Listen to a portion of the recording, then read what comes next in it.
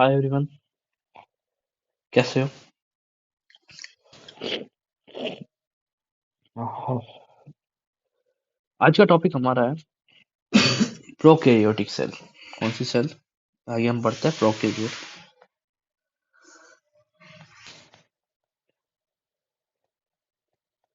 आज साथ साथ लिखेंगे।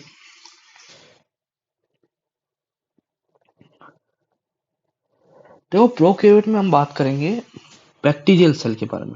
किसके सेल के बारे में? Bacterial cell. कि भाई एक बैक्टीरिया जो है वो किस तरीके से अपना जीवन यापन करता है ना? सही बात। बैक्टीरिया। ये स्लाइड्स वगैरह कहाँ मिलेगी पता ही है आपको, सब टेलीग्राम पे मिलती है पड़े, है ना?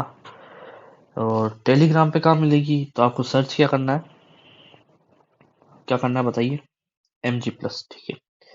लिंक डिस्क्रिप्शन में मिल जाएगा। कल के नोट्स मेरे हिसाब से मैंने अपलोड कर दिए हैं वहाँ पर, और नहीं तो पूरी PDF एक साथ हमारी जो है चैप्टर खत्म होने के बाद आपको प्रोवाइड हो जाएगी। कल का रिवीजन देखो, रिवीजन सबसे ज्यादा इम्पोर्टेंट है। क्या है? रिवीजन सबसे ज्यादा इम्पोर्टेंट है, बिकॉज जब तक आप यहाँ क्लास में पढ़ते हो 20-30% आपके जो है खोपड़े में बैठ जाता है। बाकी जो है जब तक आप रिवीजन क्वेश्चन प्रैक्टिस नहीं करोगे कुछ नहीं होने वाला। पढ़ना जरूरी है। और जिस ड्रीम को लेके आप चल रहे हो, जिस ड्रीम को लेके आप सोच के चलते हो ना, सुबह उठते हो, उस ड्रीम के लिए आपको मेहनत तो करनी पड़ेगी।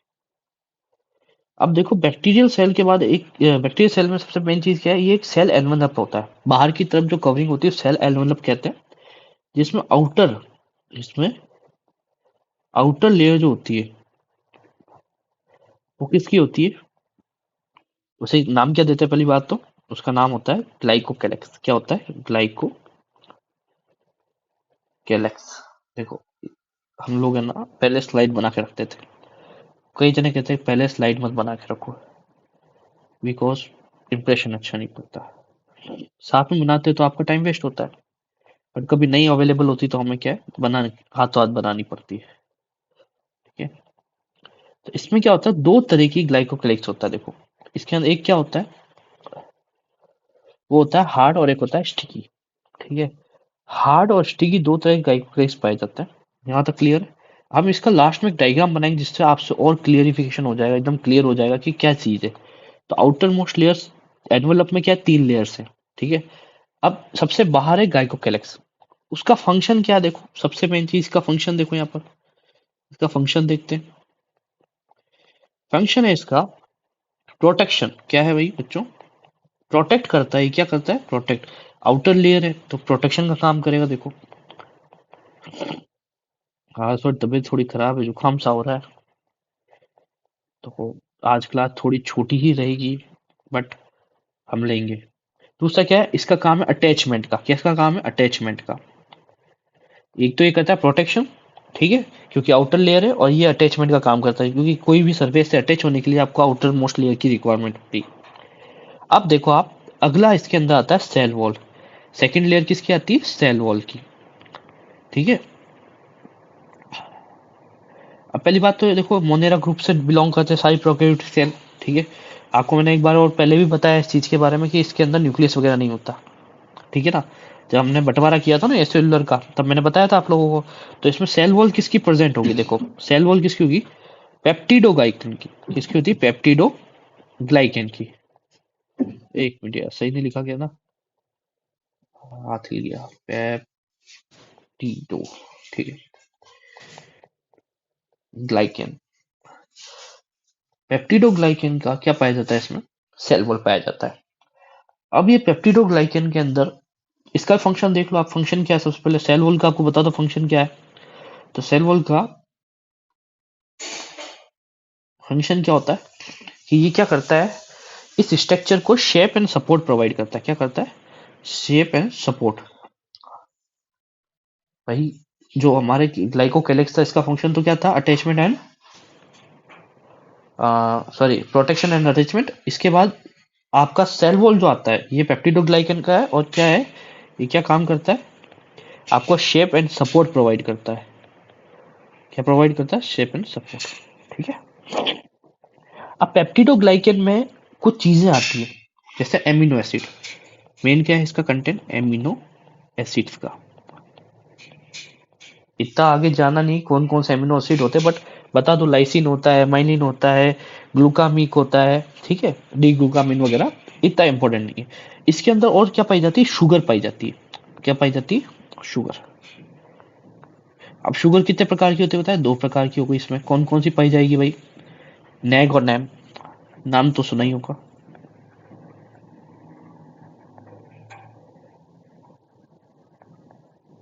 नैग और नैम। N acetyl ग्लूकामिन। ठीक। अब सबसे इंपॉर्टेंट चीज यहाँ पर आके एक चीज आती है कि सेल वॉल को अपन आगे बढ़ाएंगे ना, इसमें एक इंपॉर्टेंट चीज लिख दो, या स्टार लगा के लिख देता हूँ। वो साइड में लिखो या लिख देता हूँ? साइड में लिख देता हूँ, चलो।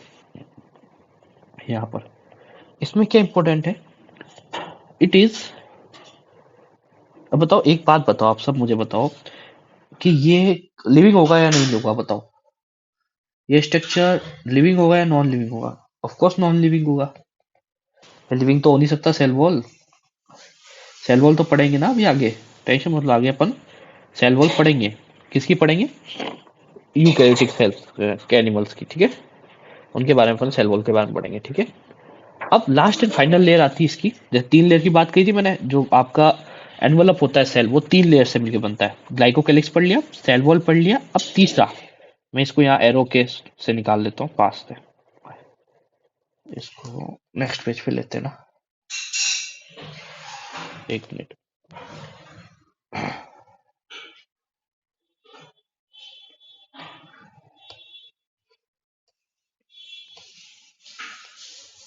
अरे यार ये क्या हो गया?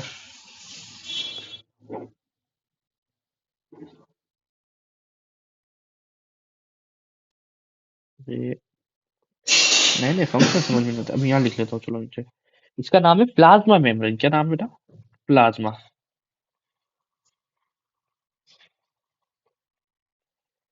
पूरा लिख के प्लाज्मा मेम्ब्रेन मैंने ऐसे लिख दिया। ठीक है। अब प्लाज्मा मेम्ब्रेन क्या करती है? आपने प्लाज्मा मेम्ब्रेन तो जानी, क्या करती है प्लाज्मा मेम्ब्रेन? यहाँ लिख देते चलो। इसके फंक्शंस वगैरह लिख देते हैं। एक तो इस प्लाज्मा मेम्ब्रेन से अटैच क्या होता है? न्यूक्लियोइड। न्यूक्लियस नहीं होता, न्यूक्लियोइड होता है। क्या होता है? न्यूक्लियोइड। ठीक है। बताएंगे आगे क्या होते हैं, दोनों में डिफरेंस क्या है, सब बताएंगे आगे। लेक्चर्स को आगे आप जैसे जैसे देखोगे ना, वैसे वैसे आपको क्लियरिफिकेशन समझ में पूरा आता रहेगा। Attach nucleoid. मैंने बोला था न्यूक्लियस नहीं होता, न्यूक्लियोइड होता है ना। ठीक है। ये एक स्टेज है, वो भी दिखाएंगे आपको क्या होता है आगे, जैसे न्यूक्लियस पढ़ेंगे तब सब कुछ बताएंगे। दूसरा क्या करता है ये, इसमें पता है आपको? पता है प्लाज्मा मेम्ब्रेन एक ऐसी चीज है कि 3 तरीके से इंसान माने जाने देती है। पहला, वो सेलेक्ट करके लाएगी। देखो एक रास्ता है, आप उसमें डायरेक्टली आ जा सकते हो। एक उसमें सेलेक्टेड लोग ही आ जा सकते हैं, या उसमें से कोई आ जा नहीं सकता। भाई आपने कोचिंग वगैरह में देखा ना कि एक आइडेंटिटी कार्ड होता है आपके पास कोचिंग का, वो स्पेसिफिक ही उसी बच्चे का होता है जिस बच्चे का उसमें एडमिशन होता है, वही अंदर आ जा सकता है। ठीक है। या कोई चयन करे हुए कुछ लोग, अब दूसरी कोचिंग का उस कार्ड दिखा के तो ना अंदर आ सकता है, पॉसिबल नहीं है ना। वैसे ही सेलेक्टिव परमेबियल। तो यहाँ प्लाज्मा मेम्ब्रेन कैसी है आपकी? सेलेक्टिव परमेबियल। सेलेक्टिव का मतलब क्या हुआ? Selectively permeable.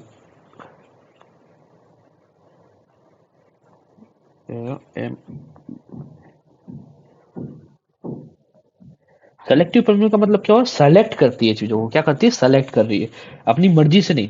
अगर जिस चीज की आवश्यकता है, जिसको अंदर आने की जरूरत है, उसी को अंदर आ देती है, हर एक को नहीं। हमने बाहर का आउटर मोस्ट स्ट्रक्चर पढ़ लिया पूरा। अब इनर मोस्ट आते हैं। इनर मोस्ट सबसे पहले क्या आता है? साइटोप्लाज्म। नाम तो सुना ही होगा। ये वो दरिया है जहां पर क्या है, सब लोग पाए जाते हैं। इस दरिया में बहुत खतरनाक खतरनाक चीजें पाई जाती है। ठीक है। इस दरिया में बड़ी बड़ी फैक्ट्रियां हैं, इस दरिया में बहुत कुछ है। ठीक है। क्या है? साइटोप्लाज्म। ऐसा आता है ना, साइटोप्लाज्म। अब इस साइटोप्लाज्म में सबसे पहले बात करता हूँ मैं, एक स्ट्रक्चर जिसे चीज दी थी, इसका नाम है राइबोसोम। इसे हम कहते हैं प्रोटीन फैक्ट्री। क्या कहते हैं हम लोग? Protein factory. नाम तो सुना ही होगा राइबोसोम का। कहाँ पहुंच गए भाई? हाँ, राइबोसोम का नाम तो सुना ही होगा। राइबोसोम जो ऐसी चीज है, कैसे पाई जाती है? 70 इस प्रकार की। कितनी 70s प्रकार की। ठीक है, 70s प्रकार का बड़ा सुनहरा रूप है। 70s को जब आप आगे देखोगे ना, 70s और एक 80s होते हैं, दो होते हैं।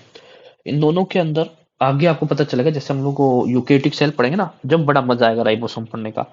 इसमें इतना नहीं है, इसमें सिर्फ होते हैं, पाए जाते हैं, ठीक है, इतना ही आपको ध्यान रखना है। आगे देखो, आगे अपन देखते हैं इसके अंदर क्या पाए जाते हैं। हिल्स या पिलाई, PILL पिलाई, एंड फेम्ब्रियाई, क्या पाया जाता है, फेम्ब्रियाई, BRIAL, फेम्ब्रियाई। अब आपने कभी सुना ही नाम, ये थोड़ा अजीब से नाम, पहली बार सुनोगे ना। हाँ, बहुत अच्छी बात है। सबसे मेन चीज, ये आउटर मोस्ट में पाए जाते हैं, ये आउटर मोस्ट एरिया में पाए जाते हैं, बट सबसे मेन चीज, ये मोटाइल नहीं होते। एक आपसे कोई कह दे कि ये मोटाइल है, मोटाइल का अर्थ क्या होता है पता है आपको? मोटाइल का अर्थ यानी कि ये मूवमेंट पे हेल्प करे, नहीं, ये मूवमेंट पे हेल्प नहीं करते। ये सी जैसा लग रहा है क्या? एक मिनट, नॉन, एक, ये क्या होते हैं? नॉन मोटाइल होते हैं।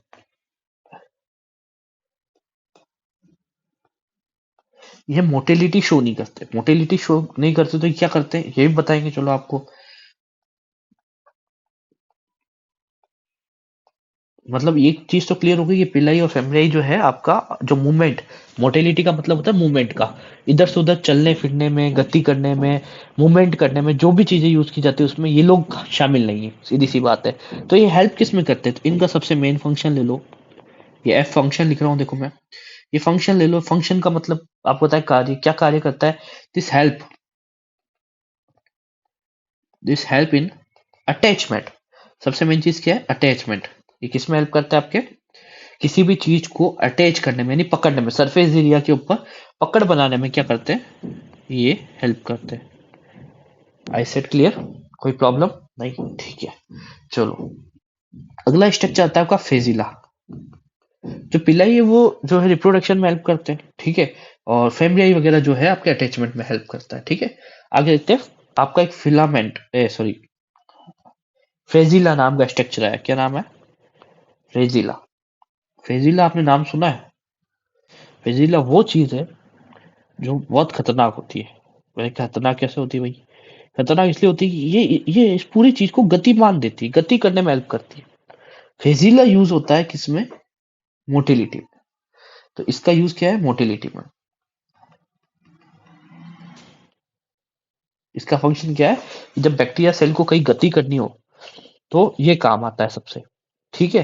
अब फेजिला का आगे एक रूप दिखाता हूँ। फेजिला को मैं ना एक स्ट्रक्चर से बनाऊंगा आगे, पहले मैं बना देता हूँ बैक्टीरियल सेल का स्ट्रक्चर, ठीक है।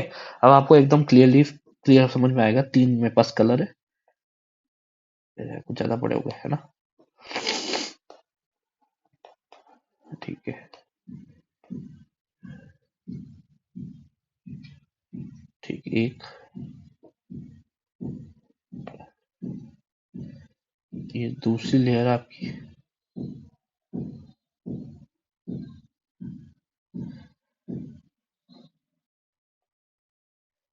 ठीक है, ये तीसरी लेयर,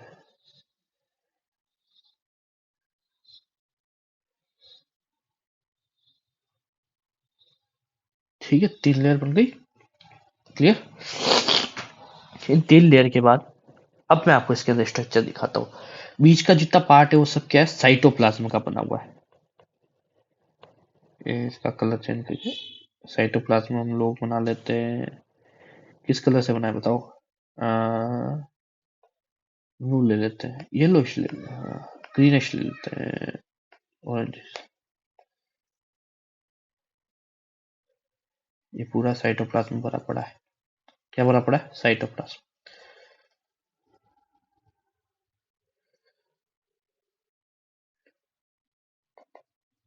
क्या हो गया भाई? गड़बड़ हो गई है।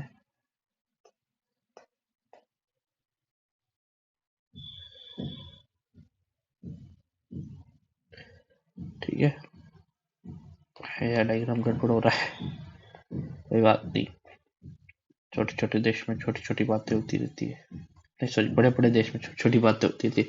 चलो यहाँ तक आपको हो गया क्लियर, ठीक है। अब आपको चीज दिखाते हैं, देखो ये है आपका साइटोप्लाज्मा। ठीक है, क्या है?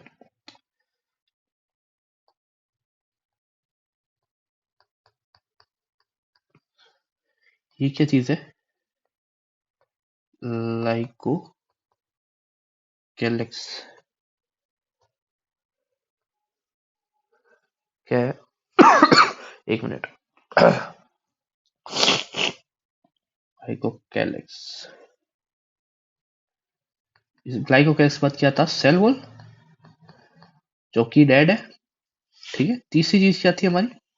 तीसरी हमारी थी प्लाज्मा मेम्ब्रेन, पीएम लिख देता हूँ, प्लाज्मा मेम्ब्रेन। ठीक है, ये तीनों मिलके क्या बनाते हैं? Cell envelope. यहाँ लिख देता हूँ, सेल एनवेलप।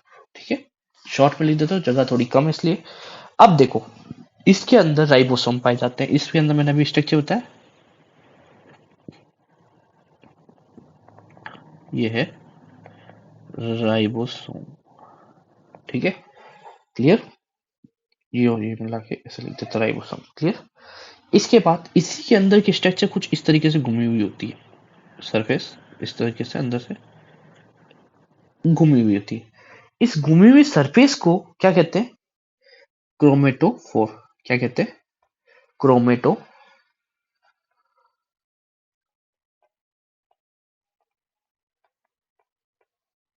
क्रोमेटोफोर। क्लियर? अब इधर से एक चीज निकली हुई है, एक धागे नुमा संरचना है, यहां से अटैचमेंट है इसका, इज कॉल्ड फ्रेजिला। अभी आपको समझ में आ रहा है सारे स्ट्रक्चर जो जो मैंने पहले पढ़ा है क्या क्या थे? इसलिए मैंने पहले आपको जो है थ्योरेटिकल पूरा समझाया, अब मैं इसको डायग्रामिल कंप्लीटली बता रहा हूँ। ठीक है, राइबोसोम समझ में आ गया, फ्रेजिला समझ में आ गया, क्रोमोफोर भी आपको नई चीज समझ आ गई। क्रोमोफोम क्या है कि लास्ट प्लाज्मा मेम्ब्रेन का एक मॉडिफिकेशन है, इंटरनल मॉडिफिकेशन, अंदर की तरफ ऐसे उभरा हुआ भाग हो गया, इसे क्रोमेटोफोर कह दिया। इस क्रोमेटोफोर में क्या होता है? पिगमेंट्स होते हैं जो कलरिंग करते हैं, आगे सब समझाएंगे, धीरे धीरे रुक जाओ, है ना। अब इसी के अंदर क्या पाए जाते हैं? मीजोसोम्स, जो किससे अटैच होते हैं? इसी क्रोमेटोफोर के यहाँ से अटैचमेंट होता है, किनका? मीजोसोम्स का। ठीक है, इस मीजोसोम्स के पास ही क्या पाया जाता है? न्यूक्लियस भी, जो न्यूक्लियस है ना, न्यूक्लियोइड, सॉरी न्यूक्लियस क्या, न्यूक्लियोइड। तो यहाँ पर क्या पाया जाता है आपके? यहाँ लिख देता हूँ, मीजोसोम्स।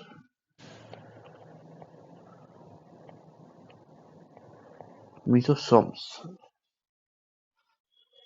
यहाँ पर जगह देश लिख दिया। ठीक है, अब देखो इधर ही पाया जाता है आपको क्या है? न्यूक्लियस। ठीक है, न्यूक्लियोइड, सॉरी। तो ये क्या गया आपका? न्यूक्लियोइड। न्यूक्लियोइड।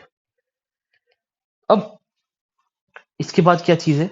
आपका फेम्ब्रियाई वगैरह कहाँ पाए जाएंगे? देखो ये फेम्ब्रियाई यहाँ से ऐसे अटैचमेंट होंगे। ठीक है, ये आ गए आपके पिलाई एंड फिम्ब्रियाई। ठीक है, इसकी स्पेलिंग फिम्ब्री, RIA, फिम्ब्रियाई। हाँ, फिम्ब्रियाई।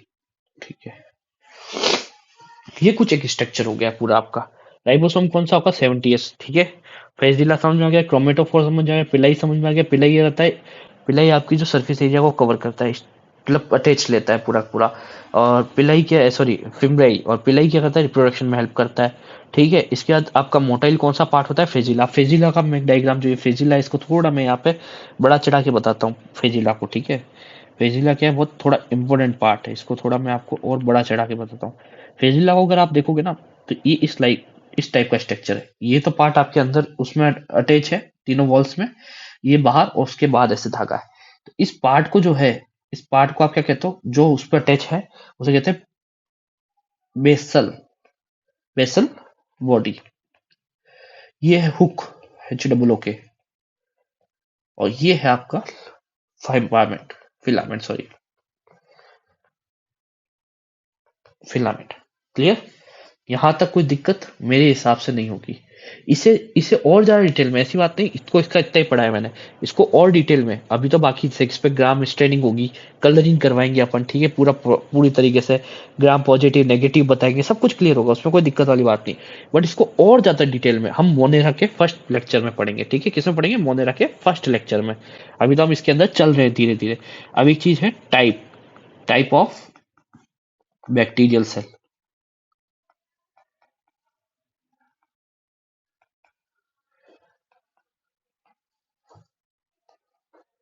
ठीक है, चल रहा है ना? हाँ भाई, टाइप ऑफ बैक्टीरियल सेल कितने प्रकार की होती है? तो इसके शेप के अनुसार हम लोग बात करेंगे, अकॉर्डिंग टू शेप, यानी इसकी आकार के अकॉर्डिंग हम लोग क्या है, इनको कुछ डिवाइडेशन में देंगे।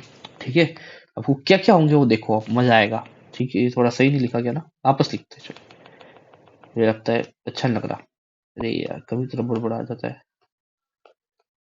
ये ले, क्या लिखना है? Type of bacterial bacteria, basis of